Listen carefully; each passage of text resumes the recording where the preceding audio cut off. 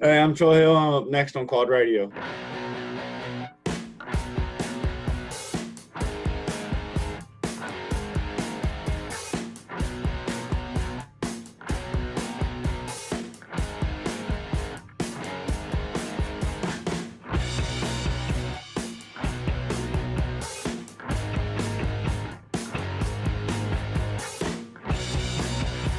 Hello, everyone, and welcome to the voice of the ATV Racing Nation, quadradio.net. I'm Rodney Tomlin, and this is Quad Radio Prodigies. Our guest today, Troy Hill from Hudson Racing, and, of course, an up-and-coming national ATV motocross star. Before that, we want to take this opportunity to say a special thanks to some great folks that have helped make things possible here in 2019 and helping really promote and get Quad Radio out there. And first and foremost, I do want to say thanks to our good friends at DP Brakes, who is presenting this episode of Quad Radio Prodigies. And, of course, what's stopping you? They are the #1 in centered braking technology as well. Be sure and check them out on the World Wide Web. And also make sure you find them at your local Parts Unlimited dealer. We also want to take this opportunity to say a special thanks to our good friends at Root River Racing, supporters of national, regional, and local level ATV racing, as well as racers across the board. Want to salute them, and a proud supporter of Quad Radio, of course. Our good friends at 88 Live to Ride, racing toward rider safety, and of course those great folks doing a lot of things behind the scenes and have been for many, many years, and we appreciate what they do, as well as the mobile medical unit they have at the national ATV races, providing help for the walking wounded. And also a special thanks to our good friends at Jansen Motorsports as well, as they got good things going on out there in Kaukauna, Wisconsin. And we also want to remind you, make sure you get your Quad Radio t-shirts, hats, hoodies, and all that. That's what helps support Quad Radio and helps put shows on like this and gives us the opportunity to meet great individuals like Troy Hill here.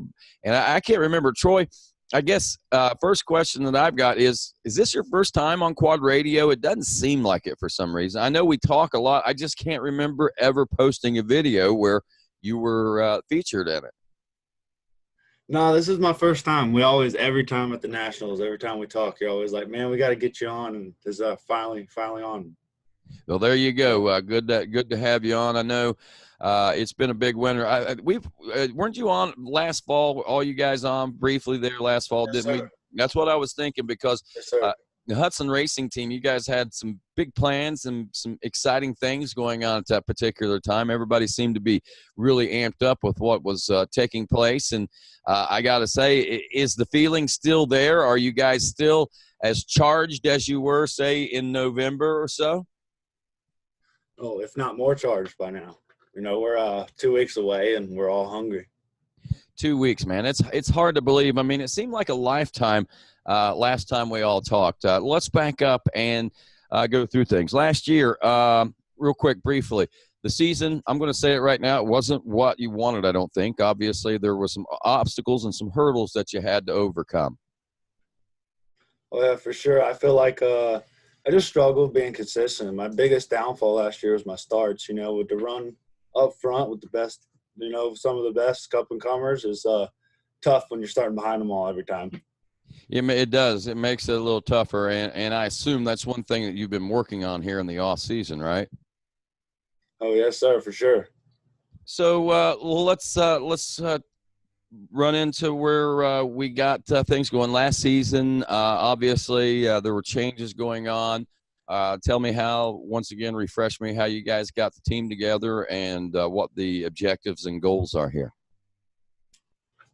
Just approached me with the opportunity to ride for the team, and I took it, and I'm very thankful for it. Can't thank the whole Hudson Racing organization enough for this opportunity, but absolutely loving the Yamaha, feeling comfy. Feels a lot like my Suzuki. So I'm really comfortable with it there. It was a pretty quick adaptation. So I'm liking it. Everything's been going good. We've been getting some shock work in lately, really getting everything dialed in. So it's really just been pushing each other really well, and whole team's been working really good. So it's been a pretty good off season lately. That's great, man. And this is something totally new for you because the team aspect, not that you didn't run your program like a team, but yours has been very family based in years past. I mean, it's been a small family unit working together to get you through to this point, I guess you could say, in a sense. Oh, yes, sir, for sure. I've actually never rode for a team before. Back when I was little, I rode for Hetrick Racing for a little bit. They were just a big help on that, but it's always been just me and my brother and my mom going at it. And financially, that's hard. So without the help, I probably wouldn't be here. So I'm really thankful for the help, and it's good. I wouldn't be here I am right now today without the people that's been behind me my whole life. So. Amen, man. I mean, that's what helps you get to where you are. So let's talk a little bit about that. The transition, obviously, man. I mean, and nothing against the program you have. Eventually, you just reach a point where things just got to change, regardless of what they are. Sometimes things just have to change, and whether it's the dynamics of what's going on, the family atmosphere, to where you're maturing.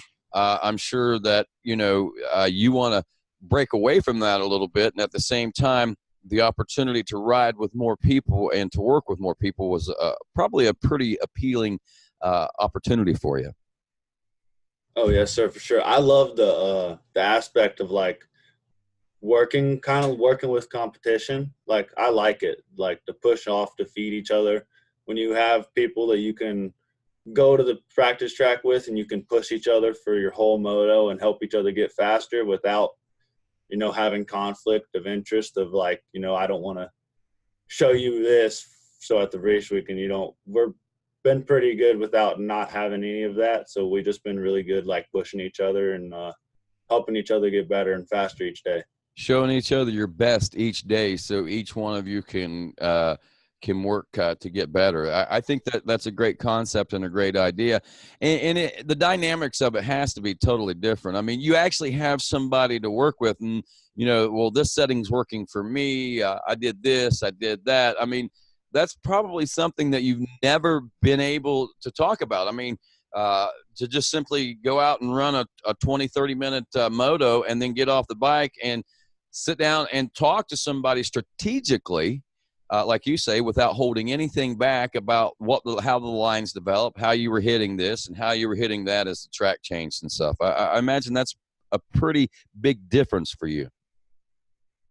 Oh, it is. It is with being all on the same bike, having that feedback on kind of what everybody likes. But we're all so different, on what we like. So, on setup, we can't really help each other because we all like it differently.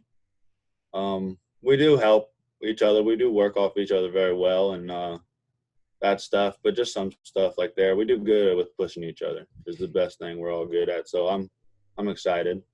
And again, the team members on your team, who's on there again this year? Jacob Stevens and Ty Hudson. And you guys are you all going to be riding the same classes, or do you have some separation that we're going to see in different classes out there? I'm going to race Pro-Am only. So I'm strictly Pro-Am. I'm 100%. I just feel like it would be the best for me to just be 100% focused on one class, on nothing but doing my best. And then we also Ty and Jacob will be running Pro Sport and Pro-Am. And then we have another teammate, which is Tyler Wrench, and he'll be running the A classes this year. Oh, that's nice. We've all been working on that, and it's been awesome. That's a nice variety, and the great thing about that is getting to line up against each other in that Pro Sport class for those other guys and the Pro-Am class with you guys is that you've been riding with each other all season long. So I think that the spirit of competition between you three may elevate you all to the front of the pack. So this could get pretty interesting up front, I would have to imagine. And the thing to point out this year is, wow, Pro-Am and Pro Sport classes are going to be stacked, man. Oh, for sure. They were stacked last year, and they're going to be stacked again this year. I mean, you have a wave right now that are right on the bubble of pro that all have been doing this for a long time, that everybody works hard just as much as the pros do, and everybody wants to win. So it's going to be good racing. That's interesting. You say that everybody working as hard as the pros and so forth. And that's a trend that we've seen quite a bit throughout not just ATV motocross, but GNCC, two-wheel motocross. Obviously, I think two-wheel motocross may have started the trend, and then it kind of bled over into everyone else. But training, getting things ready to go, off the bike and off the track has become as vitally important, I think, as seat time for a lot of you guys these days. Oh yes, sir, for sure. It's religious, day in and day out.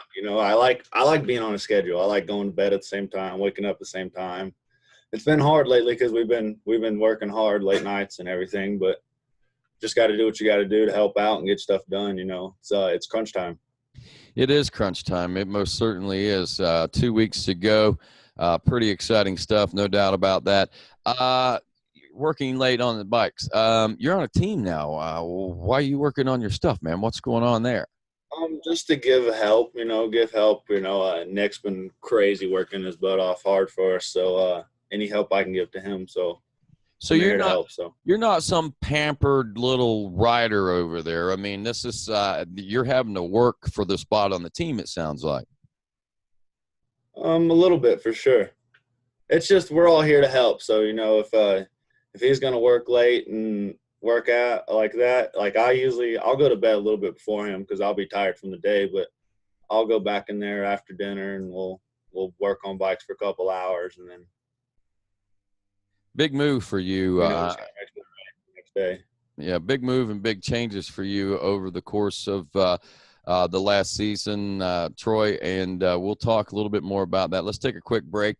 We'll talk about that, what you guys specifically did here in the off season, and what we can expect out of the upcoming season. So stick around. Quad Radio continues right after this. Hi, I'm Walker Fowler, and this is a DP brake rotor. And these are DP brake pads. Larry Mills and DP Brakes have been a part of my program for over a decade. Recently, we completed the Heartland Challenge, a 10-hour ATV endurance race that is not only physically demanding, but demanding on my machine and my parts. And that is why we choose DP brake pads. At the end of the race, we had 0 brake failures, and they looked brand new. If you aren't using DP brakes, what's stopping you? Literally. Quad Radio is made possible in part by Root River Racing, supporters of amateur and professional racing on the local, regional, and national levels. And Root River Racing invites you to follow their Facebook page and the D6 Ultimate Quad Series Facebook page, where you can keep up to date with one of the nation's premier local championships. Impact Solutions is your factory-authorized Elka suspension dealer in the USA. Located in Little Hocking, Ohio, give them a call today for service, parts, warranty, and sales, as well as technical support, 740-989-2026. And be sure and give them a like on Facebook. Impact Solutions. Hi, this is Stephanie from JSR Moto Designs. JSR Moto Design specializes in replacement Nerf bar nets for all makes and models that can be fully customizable to your needs.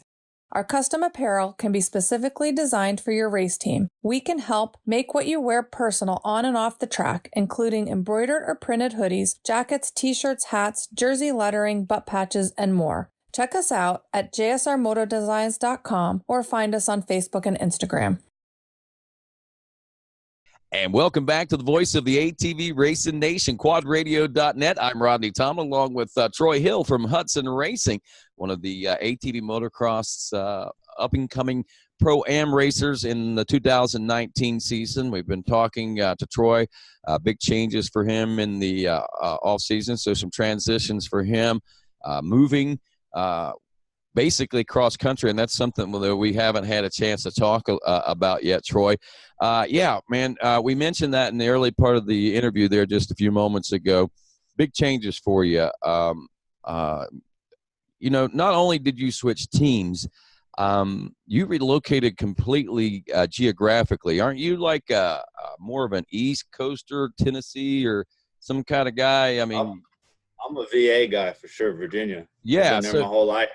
It's a lot different from around here. So let's talk about that, man. How old are you? I'm 18 this year, sir. 18 years old. And so here we are, and you're in Oklahoma now? Yes, sir. Wow. So how does a boy from Virginia, born and bred and lived there as basically his entire life, what makes him decide to pull up roots and move west? I mean, we've always heard that go west, young man. That's, you hear that from back in the early days and the early settling times, but everybody's gone west and done that now. What prompted you to go west? Sometimes just what you were saying earlier, sometimes change is good. Sometimes change is for the better. And that's kind of what you were in search of was the change, I guess. Yes, sir. So Just different, just like a different atmosphere, different, everything, it's just, nice to be able to be a little bit different, So definitely the change in time, like time will tell. right. And I mean, it has to be not some minute changes, Troy. I mean, this has to be like a 180 in your life. I mean, you're one place 1 week or 1 year, let's say last year, and here you are this year. It's a totally different situation. I mean, not totally. I mean, but there are a lot of differences in this program. I mean, you're being sponsored. You've got a sponsor. It's kind of like a job for you. You moved away from home. You're not only moved away from home, but you moved halfway across the country. I mean, there's some big things that's happened, man. I mean, has any of that sunk in for you? Or am I just opening your eyes to that? Is it just all happened so fast for you? It definitely happened quick, but I've definitely let it sunk in, and it's definitely reality has totally hit me this year. Any moments of regret at any point so far? No, sir. That's good. I hope that you can always say no regrets. That's one thing about life that sometimes is hard to do, man. And sometimes I'm not saying you're making a mistake, but you will make mistakes in life, and just remember that, you learn from whatever it is. And by no means am I implying that you're making a mistake. I'm just saying you're making some pretty big changes for an 18-year-old kid, and I'm proud of you, man. I mean, that takes some kahunas to swallow and say, this is what I'm going to do. That's not an easy thing to do. I know. I was 18 once. It was a long time ago, but I was 18 once. So let's talk a little bit about, so you get there in, what was it, October you ended up in Oklahoma? I actually came back right from Loretta's and went to work for until probably January. So you went out there and you made like a life out there. You got a real job, a 9-to-5 type thing? I was working about like 6 to 6. I mean, I actually got like 2 80-hour weeks. Like I was working like long nights and big people stuff there, real grown man stuff then, huh? Oh, yes, sir. So no baby boy stuff no more. Let me ask you, which would you rather do? Be training to race ATVs, or would you rather be working 80 hours a week, lugging boxes or whatever it was that you were doing? Oh, I definitely rather wake up early in the morning for a workout than to go to work. So every day of the week, this is what I love to do. And it's a true passion of mine. I want to do it till I physically can't no more. So I guess really it's kind of inspirational to go out and try the real thing, huh? I mean, to go out and get a real job.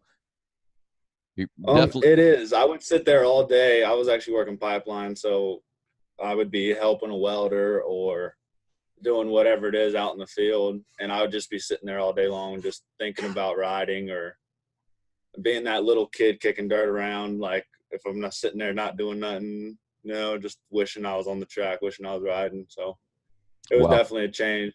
Maybe helped me get that hunger back in me, like that want as much as I did as a kid, like bring that fun aspect of like real life isn't as cool as what we get to do. So I'm going to give it my all on what we get to do so I can do it as long as I can. Eye-opening moment. That opportunity. That's good. I'm glad to hear that. I'd like to know that hunger has been reignited. I didn't realize. So let's talk a little bit about that. So are you telling me that maybe some desire, some passion might have been slipping away there at one point? Oh, never. No, I don't think that ever. I think it's built in me that wanting to always be better. I think I do good at like just the day to day like focus of like wanting to better myself, and like I love that. Like I love that about ATV racing is that like it all comes down to me. It's all on my shoulders. Like when you hear NASCAR guys or anybody in a car, it's always, well, our car just wasn't as good as theirs today. When we race ATV motocross, when you line up the line, that's what you have. The best man's going to win Right. that day. So I love that it's all on me. So it's all on how hard I work, how hard you are willing to work, and how bad you want it. So, And that's a good mindset to have. And I'm not saying a bad setup won't make the day a little more difficult, but it sounds to me like you're the type of person that says, if it's a bad setup, I just got to adapt to whatever the situation and circumstance is and ride it to the best of my abilities. oh yes, sir, for sure. My brother instilled that in me a long time ago. Is that whatever you got when you're on the gate is what you got, and you got to make the best of it. That's great. That's a real good value that he has instilled in you, Troy. And I hope that's something that you can carry throughout your life. And I'm glad that you weren't having some second thoughts and things like that working the pipeline just reaffirmed the fact that you were where you want to be and so forth. And with that, so you work until January in the oil field. So not a lot. I'm sure you got some gym training, maybe a little riding time. What's life been like since January 1? I'm sure all focus has turned to, well, the next 2 weeks, I guess we could say, when we head into Texas. Oh yes, sir, for sure. It's been just focused on getting bikes ready, like everything in order, sponsor stuff, and like all through the off season, and then basically from January, it's just been trying to work and better myself from the day to day, make sure I was better than the day before. Other than being where you are, is there anything much different as you're preparing for the season, or are you doing anything different for yourself physically or mentally as you approach the new season? Um, I don't think so. Not really. Just, I feel like it is hard when you're on the same, uh, off the bike program for so long, because it's just kind of like, just doing the same thing, your workouts get repetitive. So I've actually got a new training program off the bike this year, which is a little different, which I'm excited about. It's been keeping stuff fun, and it's been good. So are you real scientific about it? Does it get down to heart rate, to diet, caloric intake, different types of minerals and vitamins that go into your body? Are you that scientific about it yet? I don't think I'm that much, but I would love to. Like, I would love the opportunity to go to like where you see like all the Red Bull riders go to the Red Bull lab, and you're just on the cycle or whatever it is at a full like tilt, just giving it 100% of like to get your readings. Like, I would love to do that stuff. Like, I feel like taking it to that level will only help you. And I'm not somebody who's willing, like, scared of hard work. So none of that like is a problem, but it's good. Good. And it's That's fun. good. And I believe that you're not a bit afraid of hard work, Troy. And so here we go. You raced the National ATV Championship Series. That's a given. Are you one of those riders that supports local races? Do we see you going out to other local races, or do you train yourself for these 8 races a year that's coming up this year, and that's the only thing that you're going to be racing this year? Not the only thing I'll be racing. I'll be doing some local stuff in Oklahoma. Johnny Hale has a race series. I'm gonna be doing some of those as much as we can get to. I feel like those local races just help you for gate drops. All of that it'll help you to do them. It helps you to support the local scene, because without that, there wouldn't be a national. My main focus is national 100%. That's what I want to win. That's my goal. That's my focus.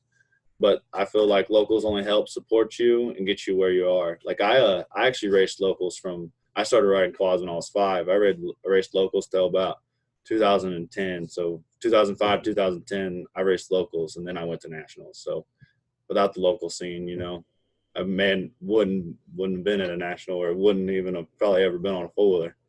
There you go. My point exactly. I don't know if you watch any of the shows, but I beat that a lot and I pound that drum, you know, the local scene.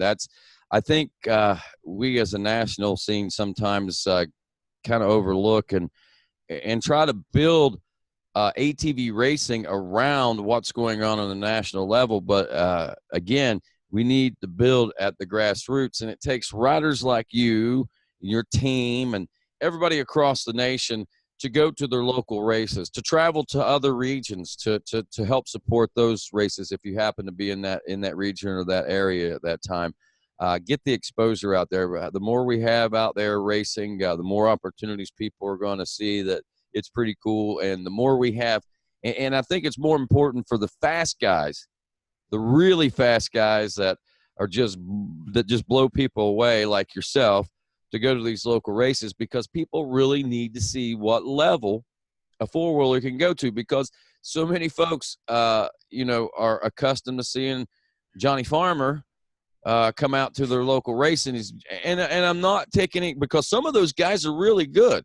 There were a couple of guys that wore nothing but jeans and work boots and flannel shirts, and it wasn't until they started racing the nationals and the AMA made them buy riding gear before they ever started using riding gear. Mike Heilman, Glenn Heilman, I know you don't know that name, but anybody that's from back in the early 2000s will tell you, in the mid 2000s and well 90s, late 90s even, will tell you, you know, those guys, they were true farm boys, man. I mean, they were real farm boys that rode the wheels off of an ATV, but not many have that kind of success and ride them that way. So it's good for them, number one, to have the competition. It's good for locals to see, hey, these ATVs really can go out there, I think.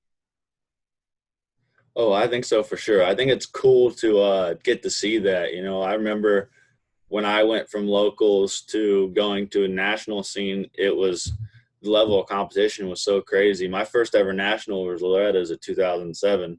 We just did one race, and I remember I had an Apex 70, and it was back when there was 40 riders trying to get into the class. It was when, you know, factory was there, everything. It was, you know, when I feel like we were at the pinnacle of our sport that I've seen anyway. And I was the only kid. I remember I was the only kid that raced that wasn't on a factory Cobra supported dude as a kid. Like, I was the only kid not on a Cobra lining up. And, like, I think I got maybe 10th or something, but it's just crazy, the level of competition from national to local. And I think it's cool to get in there and see it, what you're saying. I think it's cool. It's different. And it's cool to let people see the side of ATVs, because when you see somebody at a pro level or pro-am level ride them, it's really crazy. It's wild. We've actually had around here, being such a small town, you'll have people come by and see, you know, the Hudsons, they know everybody. You'll have people come and watch us, and they'll be like, wow, that's crazy. And then I remember I've been lucky enough to work with Wayne at PEP and go out in California and chalk test and motor test with DASA Racing out there. And it's kind of crazy out there. The dirt bike scene's so big, they don't see a fast quad guy on an actual track. It's all works guys out there. So when you ride with the dirt bike guys out there, it's totally different. Like, the level of, like, East Coast, like, there's always like a mutual respect, I guess, because there's more quads on the East Coast, from bikes to quads. Just the mutual respect is a little different out there. But it's cool. Like, you'll have like random dirt bike guys go like, man, I didn't know quads could go that fast. Yeah, I love hearing that.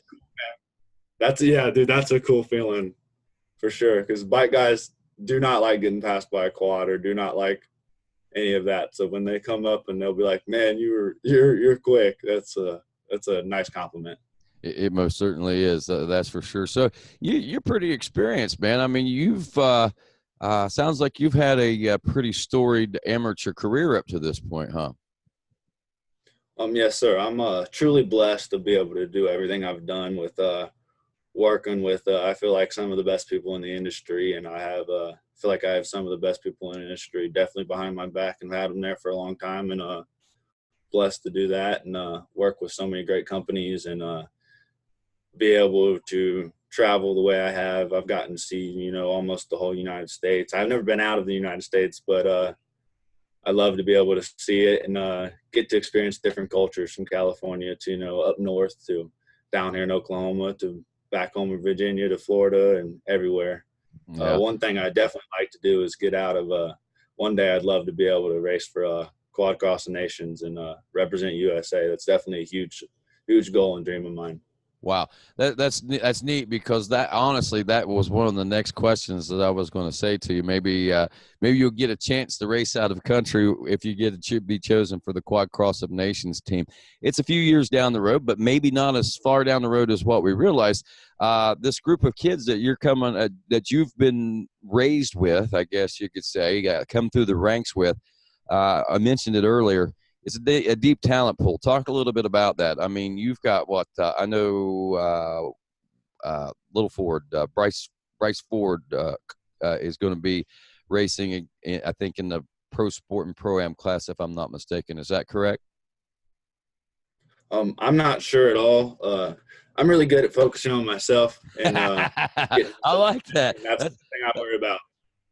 That's a good answer. But okay, taking that away, I mean, I'm pretty sure, I think that he is, and if he isn't, there's a good possibility that he is. But anyway, he's not the only one. That was just one. That was just one of the new names that popped out. That depth of competition, the field of competition there, it is deep. You've been watching the last couple of years. Who, and you've been a part of it. Who are the guys that you've got to really be watching out for? Who is it you got to beat besides maybe your teammates? I truthfully believe that the biggest competition is yourself. So definitely that one there. And you have so many great names. I think the closest thing that you can put the Pro-Am class to is probably the 450 Supercross class, because there's probably, I don't know, if you look at the results, I think first through probably 15's a championship guy. And it's basically the same in Pro-Am this year and last year. Basically from first through 10th has championships coming up through the ranks and have won, and we're all capable of winning. I think there's definitely a solid 5+ guys that can win on any given Sunday. I have to agree with you. So names not mentioned, I think you just basically just look at the roster and it's pretty obvious. And a lot of questions. I'm sure we'll lose some. We may even have some surprises, I think, that may be stepping up. Anything that you've heard, I like the answer that you give. You focus on yourself. That's good. And other people may focus on you, but don't worry about what their focus is. You worry about what your focus is. You know how this industry can be and how things can get spread around. But the one thing that I take away from you, man, is that the change is good. You're hungry. Sounds like you got a great program behind you, and you sound like you're ready.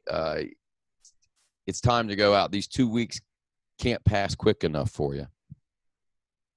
Oh yeah, for sure. But I'm ready to work every day on these 2 weeks and get those final preparations in. We'll make sure we're 110% ready for Texas and the season. I know I'm going to be building throughout and getting more and more comfortable. You know, every time I ride, I get more comfortable, more better. You know, it's just I've been on 450 for 3 years, and I've been on 3 different bikes. So it's about time I finally get my feet sunk in one. Find a home, man. Find a brand and settle on it. But you've had successes on them, and that's the important thing. So, yeah, let's talk a little bit about that. Changes, obviously, with the team change. I'm sure there are some sponsorship changes. You're riding Yamaha this year. That's something new for you, like you mentioned. Talk a little bit about some of the other new things and some of the new people that are part of your program. Besides the new change to Yamaha, basically everything's the same. I got an awesome new gear sponsor. I got to give a huge thank you to Answer Racing for this year. So my look will be a little different on the bike and gear wise. I can't thank Fly Racing for everything they've done for me the past 10 odd years in my career, and they gave me great support. But you know, some changes are for the better, and maybe, you know, it's just cool to have change sometimes.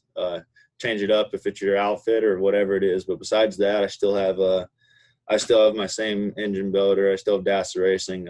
They've always taken care of me from day one, and I truthfully believe that they're the best in the business, and I don't ever want to run anybody else's. They always taken care of me and supported me. I got Walsh Racecraft. Big change on my thing is I won't be on custom axle shocks this year. I'm on Fox this year, so that's another change as well. So been doing a lot of shock changes, a lot of shock testing and development, and just getting them comfy for me as long with my bike. So that's been good. I still have PP Performance Tuning. Sorry, getting tongue tied on you. Getting everything dialed in, set up, getting my throttle response where I am. I'm a little picky on some stuff. I'm more picky than about anybody probably. I like my bike how I want it, and I want it that way. So being able to work with people like that is awesome to get an awesome setup. Still got Maxxis tires underneath me, Henson clutch components, always making me hooked up. And just everybody on besides that on bike is pretty same. Still got the same helmet company supporting me. Everybody besides that. So the biggest change is the bike, shocks, and just team. Wow, I mean those three things are huge changes, but you've got the comfort zone of all your other sponsors and support. So I don't think there's going to be any problem there. Any issues with switching to the Yamaha? You like the way it feels? Oh, I like it a lot. It honestly feels to me exactly like a Suzuki. On the way you corner the bike is different. It took a little bit of time because you corner a Honda so much differently than a Suzuki or Yamaha. So just took me a little bit of time to get adapted to that again. But it was I've rode a Suzuki before, so it was pretty quick on knowing what I need to do to get it. The feeling at first was just a little different, but I knew what I needed to do body position wise to get myself through the corner. And the power is there as far as the motor is concerned, I'm sure. The powers are great. Got Dassa Racing behind me again, man. They can make them things scoot. That's awesome. Well, Troy, I'm going to let you go, buddy. Any parting shots, any messages that you may want to send out to the ATV Racing Nation as we approach the opening of 2019 on the amateur side of things?